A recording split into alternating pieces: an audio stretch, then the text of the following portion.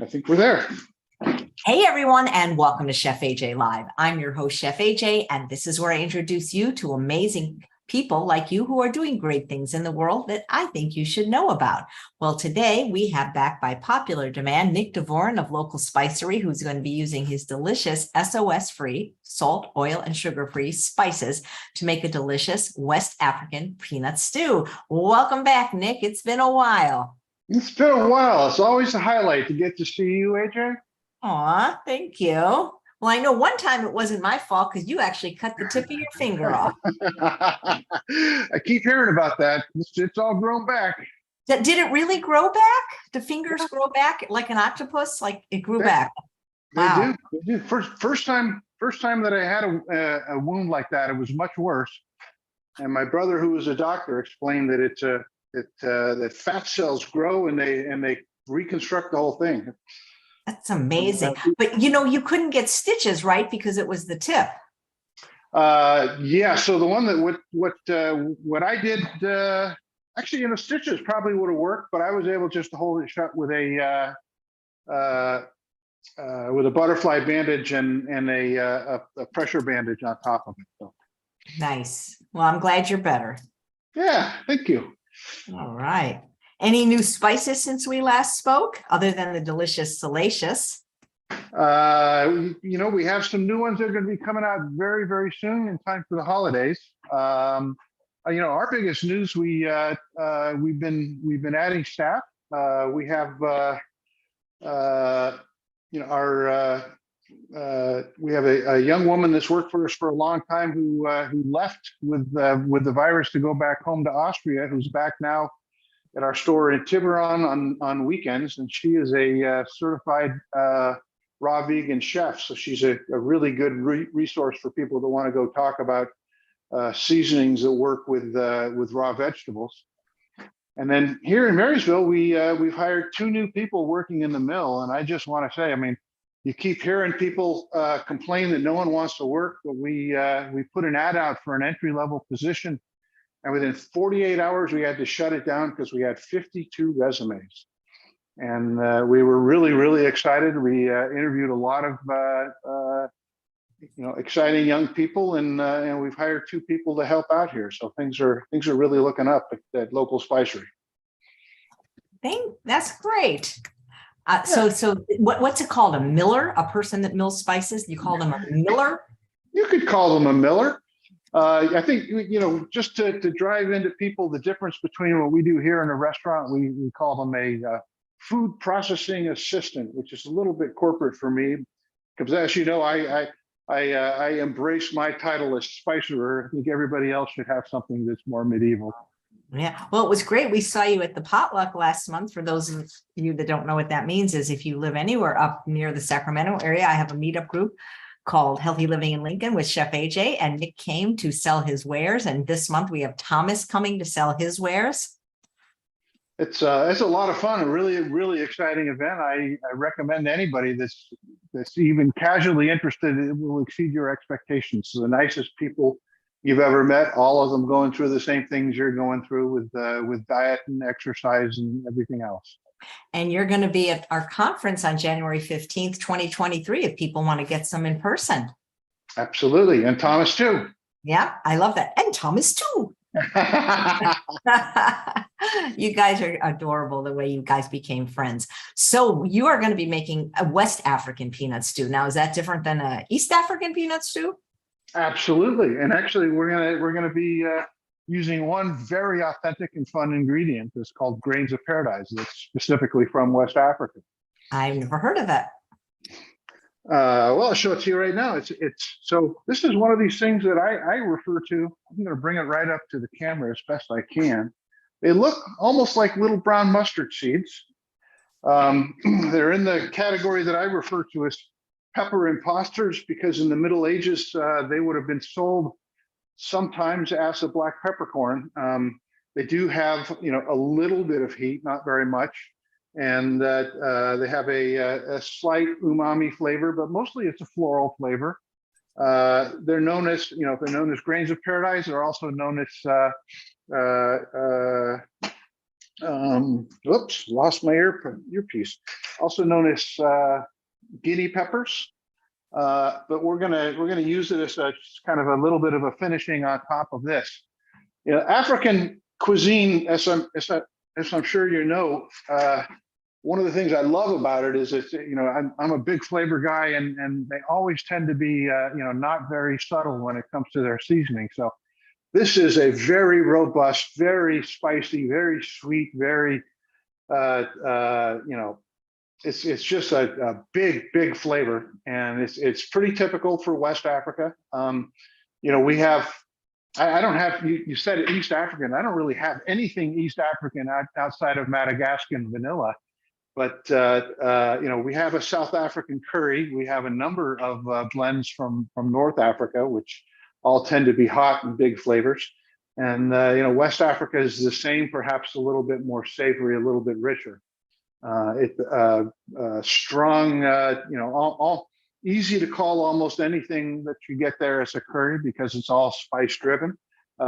Generally, it's served over some sort of grain. We're going to be serving it over just some brown rice to keep it simple, but you know, you could use any kind of grain, including, you know, cracked wheat, bulgur, or quinoa, or whatever it is you like. Cool. You know, you mentioned vanilla, and actually a question came in for you from a viewer. Let me read it to you. What's the name? Michelle. And she says, in regards to vanilla powder for recipes, do you recommend Amazon products mostly due to cost? I noticed local Spicery has a vanilla powder product, so I was curious about it. You know, if I would just say be careful. There is you know, there's huge variation in the flavor of vanilla, depending on where it comes from and the manner in which it's been grown. So you know, you get a lot of variation in flavor, a lot of variation in quality, and there's a lot of times even some fraud where people will say that a certain vanilla is a bourbon vanilla, when in fact when you taste it, you'll know it's clearly a you know, a New Guinea or another much lower flavor vanilla bean. But you know, I wouldn't just blanket say if it comes from Amazon, it's no good. If the you know, if you like the product and if you think that it's a fair price, then I'd say go for it. In our case, you know, vanilla's gotten so costly, it's almost you know, fantasy land. So we made the decision just to go with, you know, who we know and who we trust, and you know, we sell vanilla that comes from a company called LaFaza. We know the owners of LaFaza. We've been working with them, you know, since they started as a company, and we started as a company. We both started at about the same time. We both started selling at farmers markets, and you know, they're just a really good company that, in addition to providing a really good product, they're doing really good things in Madagascar. They you know, they channel the company profits back into the community. They build libraries, they build schools. One of the two brothers lives there in Madagascar. He helps train the farmers in you know, low water methods of farming, and as a result, they actually are offered the highest quality beans even before they get sent to the co-ops. So you know, I know with them quality is going to be superb. And I know that the money is doing good somewhere, and I just feel good about it. But you know, from a standpoint, if you've got another source, and you know, you think it's a fair price, and you think the product is what you like, go for it. Thanks. Michelle also has some other questions. You know, we should tell her that you actually answer your phone too, but this is nice that you're saying them on the air so other people can know these answers, because here's a good one. Could sumac be consumed by itself to taste like salt, or does the spice need to be mixed with other ingredients? So all by itself, sumac is going to taste more sour and citrusy. You know, it really is. It's a sour, slightly bitter berry.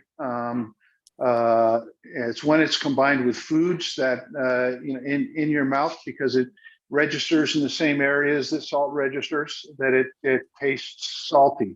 You could, you know, for a long time I used sumac in food to get a salty flavor before we played around and came up with the salacious blend. So if that's what you're asking, that's a great way to go. But just in the mouth, sumac by itself, in my experience, it's gonna taste more sour than salty, but it would satisfy, I think, a salty urge. It still tastes really good, even though it doesn't taste exactly like salt by itself. Yeah, yeah, yeah. The big difference between the sumac and the salacious is we layer some umami flavors on it, which kind of draws it more towards a a pairing with food, and I find that it brings it more to a salty level that way. And one of the things that salt does is the salt breaks down fats and releases umami aromas. So we tried to replicate that with the umami flavors in the salacious. Terrific. All right. And then she wanted to know, is there an SOS-free blend that resembles the flavor of a Hidden Valley Ranch seasoning packet? That would be kind of cool that we could just add to something. Not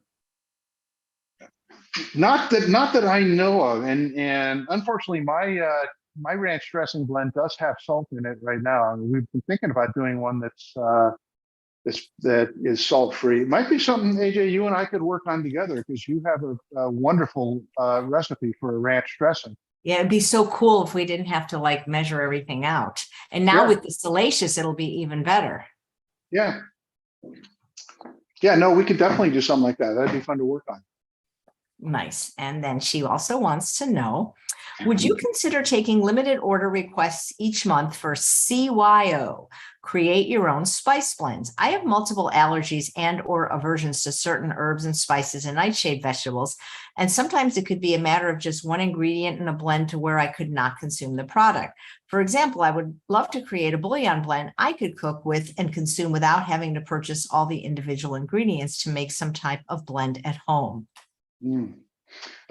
Probably best thing, Michelle, would be reach out to me and let's chat. I'll be honest, today's going to be a rough day. We're really, really busy, but call me next week sometime at 530-763-5353, and we can kind of chat, see what I might have that can help you. If nothing else, I can kind of direct you where to get the right ingredients to make something like that. That's great. So what spices are you going to use in your West African peanut stew today? Well, so this one, it's not going to tie to any of my spice blends. It's kind of an original, West African driven blend of spices. The main flavorings, this actually has a whole ton of cloves, which is not something, I'm normally real comfortable with. I mean, cloves is a big, big flavor. When I'm blending and I'm using cloves, I'll use just tiny amounts because cloves can be obnoxious. In this case, in this context, it just sweetens the whole thing. It plays so well with the tomato and the sweet potato that it does not come across to me as overpowering or obnoxious at all. It also, of course, has the savory combination of coriander and cumin that is so common in the Middle East and throughout the Moorish world. We use a little bit of cinnamon. And so for this, I'm using the Ceylon cinnamon, which is a milder flavor. There's enough sweetness in this dish as it is. We don't have to sweeten it up with cinnamon. The Ceylon cinnamon is a little more savory in flavor. And then thyme, which is, that's kind of our umami flavor as it brings it down. In terms of which blends, it's kind of my go-tos when I'm doing almost any kind of cooking. Using the bada bing bouillon, you can use any substitute vegetable broth that you want. If you have one that you make at home, or if you have a carton on the shelf you want to use, the bada bing bouillon, it's a very rich umami driven flavor, and it's really, really easy to do, which is why I like to use it. And then, as we were mentioning before, I also use salacious, which is our salt substitute. And just this morning, I was making this dish to have something on hand to show you the finished product, and I hadn't added the salacious. It just kind of reminded me how much that contributes to the flavor of the dish. So that's our basic flavor profile. We're making a stew. The stew is going to be, it's going to have a broth and tomato background. We're putting in big, big chunks of sweet potato as part of the sweetness. Very, very traditional for an African dish. You know, a lot of Western Africa has a strong French influence, which is, I think, why you see, you know, the sauce begins with the onions, which is, you know, kind of in a mirepoix to begin to get your thickness for the sauce. Quite a bit of garlic. I think I've got 6 or 7 large garlic cloves in it, and the spice blends, and that's basically it. For some texture, I'm adding. Oh, I don't have the can. I'm using canned, but these are black-eyed peas. We're putting some black-eyed peas in. I like the black-eyed peas. They have a wonderful flavor, but also, you know, they're a little bit tougher than other legumes, so that when you throw them in a stew, they'll hold up. They'll keep the bite a little bit longer. And for our heat source, we're going to use. I was just finished dicing them. Some fresh green jalapeno chilies, and that's about it. At the end, we're going to throw some greens in and let them wilt, and that'll be our stew. Nice. Hey, there's a question if you actually sell the grains of paradise. Absolutely, yes.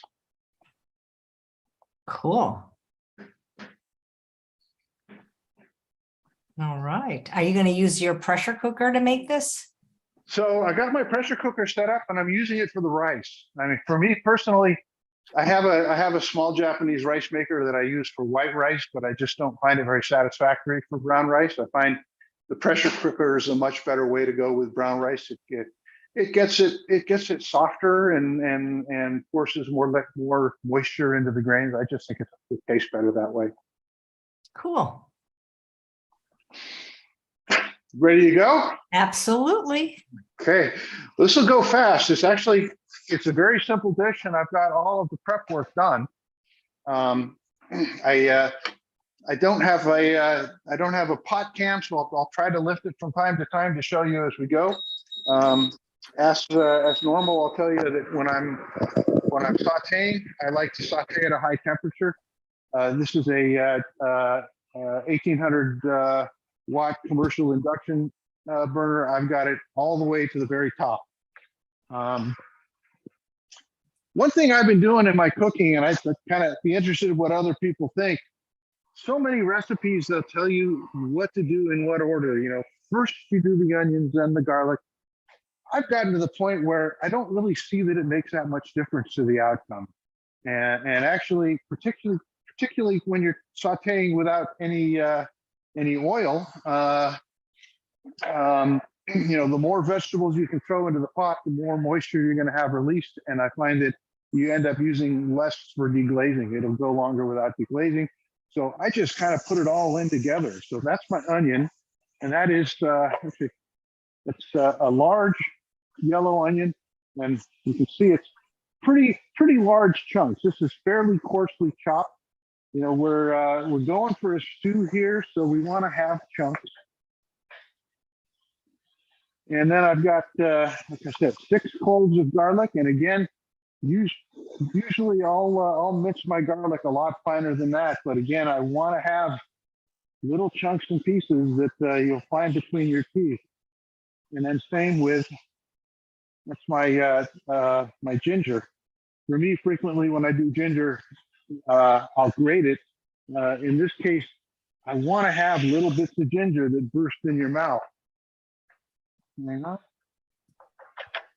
So let me just get this started. While this is going, I'm gonna quickly make my my bouillon, my broth.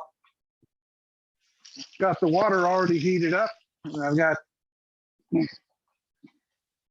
two cup measures. I'm going to put 2 cups in each. Total of 4 cups of broth used for this. There's 2 cups.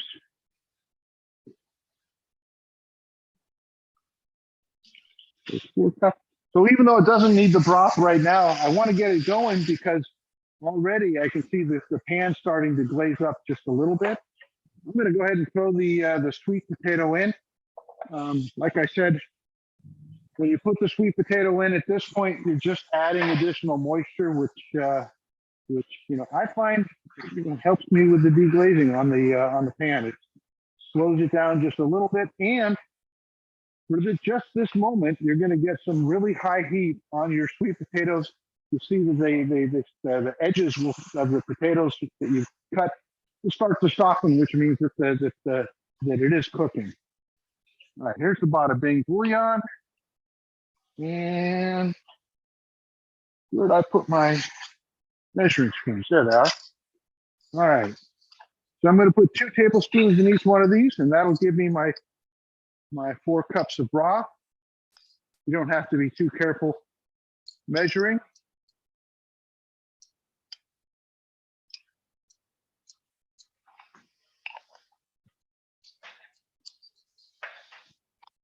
Do you ever serve food at your store?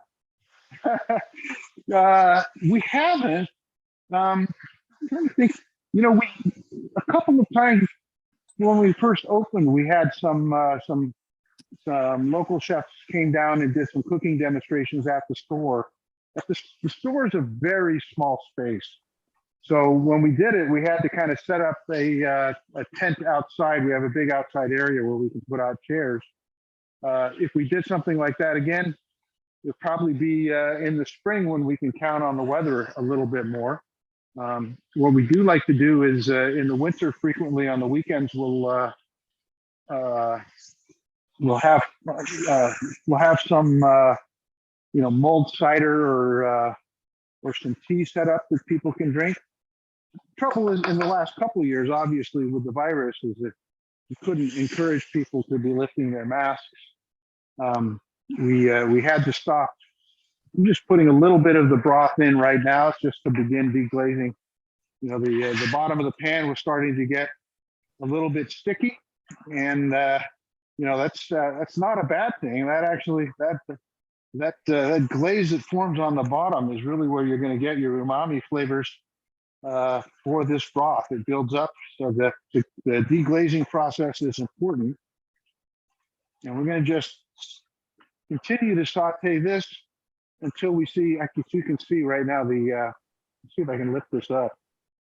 The onions starting to get a little bit translucent and soft. I like to keep going just to the point where they're starting to darken a little bit, to caramelize, and that's when you know you've got them enough to begin forming a sauce. I use the word mirepoix, which is a French word. Usually, mirepoix is, you know, onion and tomato and celery. It's the basis for a lot of French sauces. The word mirepoix in French, literally translated, means to thicken, and they're basically these are the ingredients that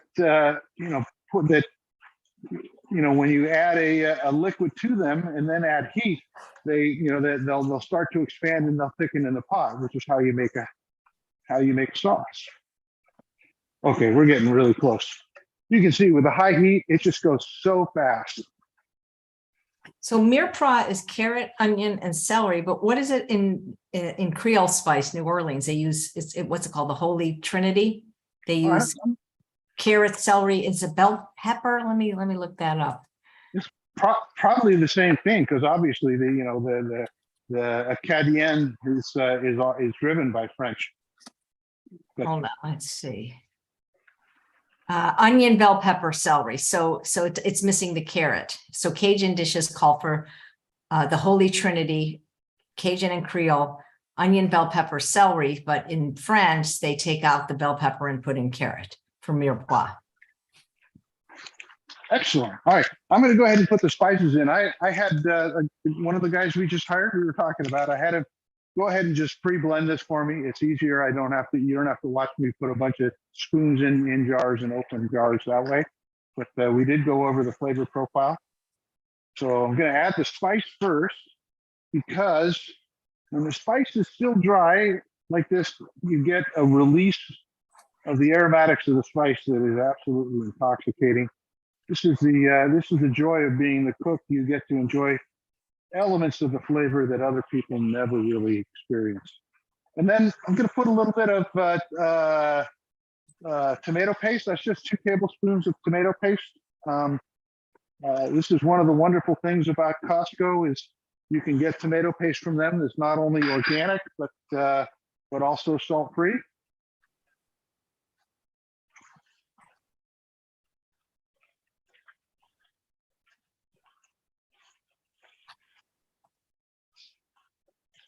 Let's see. Now I'm going to go ahead and add the broth. That's your broth made with umami, umami, right? Yeah, the bada bing umami. And the main flavors in this, it's got carrot, it's got tomato, the sun-dried tomato, it's got porcini mushroom. It does have some nightshades, as I think Michelle was pointing out earlier, because I put some a little bit of Anaheim chili, which it's a Anaheim chili that's been allowed to sweeten until it's red and then milled, and then some ancho chili. The total, no heat to them, but I love that crisp, fresh garden flavor of the chilies in it. And that's it. There's no preservatives. There's no chemicals of any kind. Like I say with Salacious, everything in the jar was grown from the ground. There's nothing in there from a lab at all. So I'm going to add the cayenne. This is 2 medium-sized cayenne peppers. I've got it diced fairly small.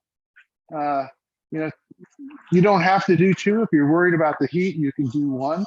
But I will say that for this is one dish where the heat really contributes a significant amount to the flavor. And it even with it makes a full pot. So 2 jalapenos I don't find overpowering. I do, when I taste it, it is clearly a hot dish, but not an overpoweringly one. Well, I got a couple more. Okay, so tomatoes. This is what I use for the tomato.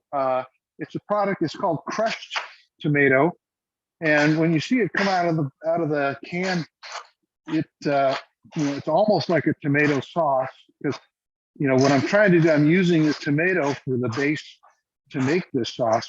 You really could, if you wanted to, just use some whole canned aromas, or even some fresh aromas if you wanted to. You'd have to cook it a little bit longer. One thing, a comment on the size of the chunks for the sweet potato. That's really what drives the cook time on this. And the cook time's going to run about 30-35 minutes to simmer, mostly just to cook those the chunks of the sweet potato down. So if you're in a hurry, you can just cut your sweet potato into smaller pieces. You won't have the big on your fork kind of experience of a stew, but it's still delicious. Like the first time I made this for Evelyn, she loved it. And I told her I'm going to try making it in bigger pieces. And she kept saying, well, just remember, I really like it the way it was. So it's a delicious dish. It just comes out more of a soup, I suppose, than a stew. Oh, I keep thinking I'm forgetting something. And of course I am. So for the peanut flavor, you can use just peanut butter if you want. Just put a half a cup of peanut butter in at this point. I'm a natural food guy. I like using whole foods. So I'm just going to use some roasted unsalted peanuts. And I'm going to do 3/4 of a cup of the peanuts in my blender. And in the blender, I am not going to try to scrape down the side and run it long enough to get it to turn into a peanut butter. I'm just going to let it spin till it's all built up on the sides and it's really a fine powder. So let's do that quickly.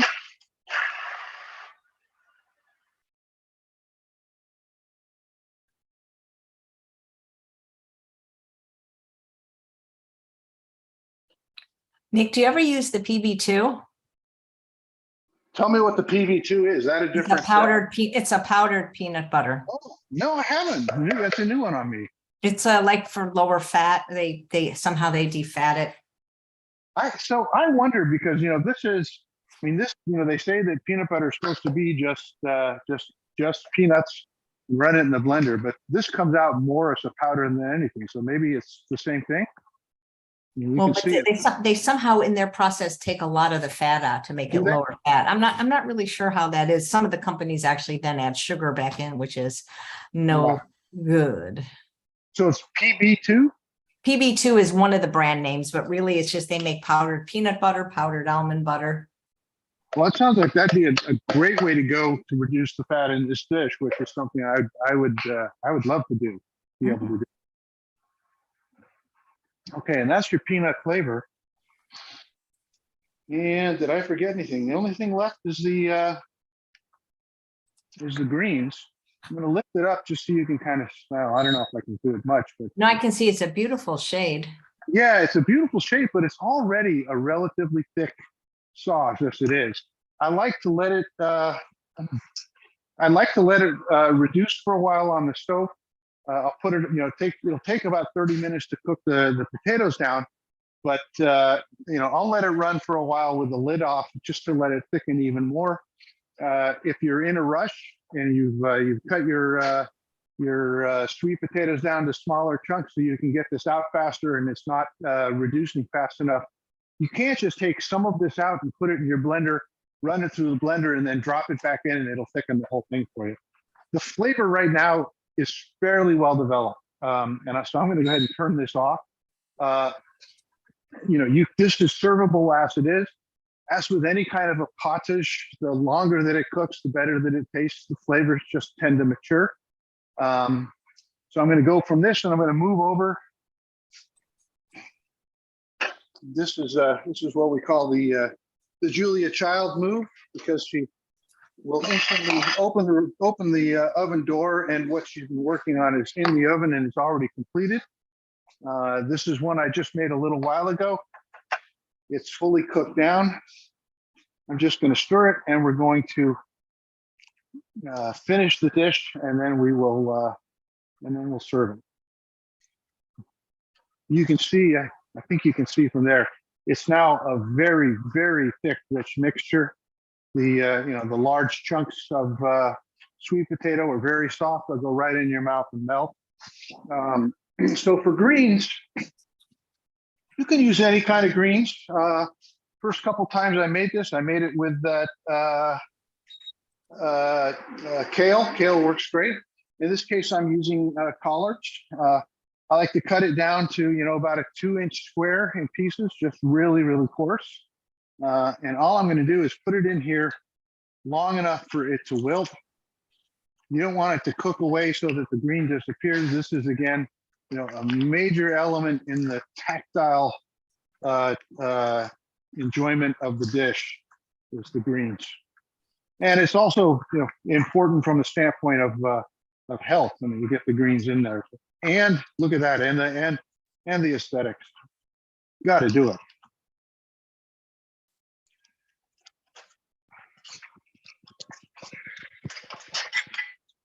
All right. Oh, see, I got something.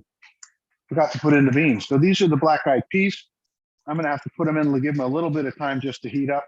These did come out of the can, so they're fully cooked.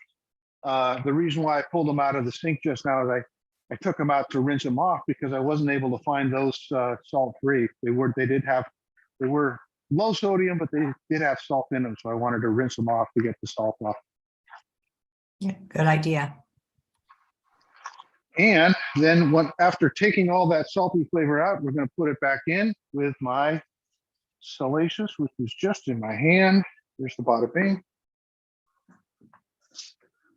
Hang on. I should have salacious coming out of my ears here. Out there. Well, you may just, there it is. So salacious, I'm going to put a tablespoon in. And again, you don't really have to measure very carefully on the salacious. The wonderful thing about the flavor of the sumac and the salacious, unlike salt, you can't over salt. Like this, it doesn't get to the point where it tastes like you got too much of a salty flavor in it. It'll get to the point where it might become more citrusy and sour, but cannot over season with virtually can't over season with distillations. Okay. And then shut that down. Sure is pretty. We'll take a quick second on the grains of paradise. So these will go through most just pepper grinders if you have one. I have a little box grinder. This is the first one I ever bought. It's a vintage one. It's probably older than I am, if you can imagine that. And just grind it up. I don't know if we have any beer aficionados out there. The primary use for grains of paradise today is for a Belgian beer called Saison, which is a spiced Belgian ale, and prominently features the flavor of the grains of paradise. Let's see. All right. So like I said, go ahead. I was going to ask if that poster on your wall was a bunch of different herbs and spices. It is. It's a fun poster. It can be purchased on Amazon, and it's quite inexpensive. Okay, so I'm just putting this on a bed of medium grain brown rice, no seasoning on it.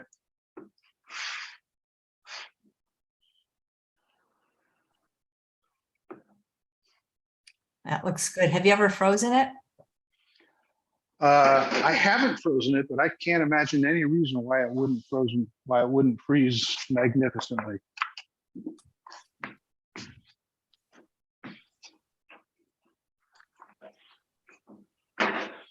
And then to finish, I'm gonna just put a little squeeze of lime on it. Where'd my knife go?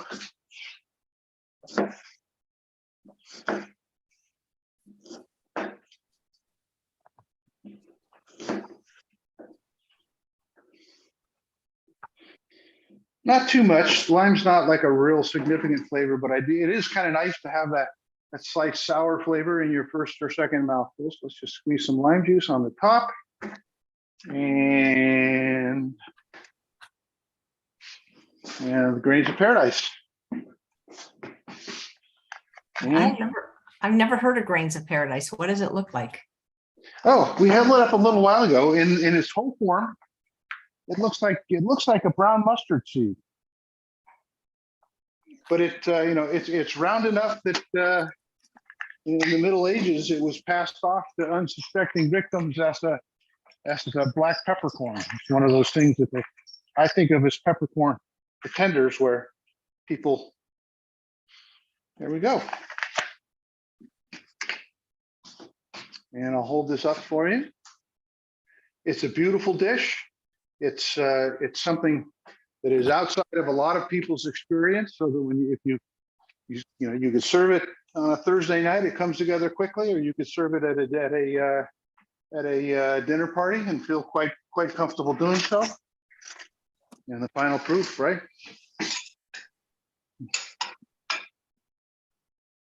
Get a chunk of. I'm going to have to let this cool because I know it's hot. Yeah.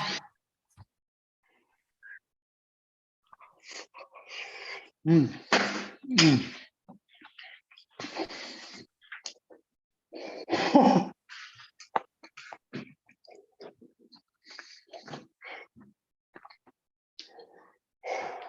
Is it too hot? Did you burn yourself? No, not hot enough to burn me, but it was hot. Yeah. It's delicious. Have you ever made it? Have you ever tried to make it in the Instant Pot? I haven't. I'm not real. I haven't invested the time that I probably should to get good at the Instant Pot. I imagine this would probably do quite well in an Instant Pot because the slowest part about it is the 30 minutes or so waiting for it to simmer. So I would think, very short blast, maybe, but I haven't done it. Cool. Well, that's great. The recipe is already on your website. I see that. So I put that link in the show notes. Okay, so the link is there. Why don't you wait till, give me an hour or two, because I am making a couple of quick changes to the recipe. We'll have it back. We had it up. It's just the way I am. I view recipes always as fluid. I'm always changing them. I'm going to make a couple of quick changes, get it back up within an hour today. Well, thank you. Thank you. All right. And guess who's coming on right after you? No way. Thomas? Yeah, we're getting y'all worked in today. He was out of town and he couldn't do that Tuesday. So he's coming up right after you to make some delicious recipes. Well, you'll just have to tell him I'm a hard act to follow. Yes, absolutely. Well, thanks so much, Nick. And thanks for creating such delicious spices like salacious for those of us who don't wish to include salt. Well, thanks for this opportunity, and thanks. It's always good to see you. Absolutely. And thanks all of you for watching another episode of Chef AJ Live. Let me just reset my show studio and come back in about 10 minutes for Thomas Allen of California Balsamic. Take care, everyone. Bye-bye. I'm going to go watch him.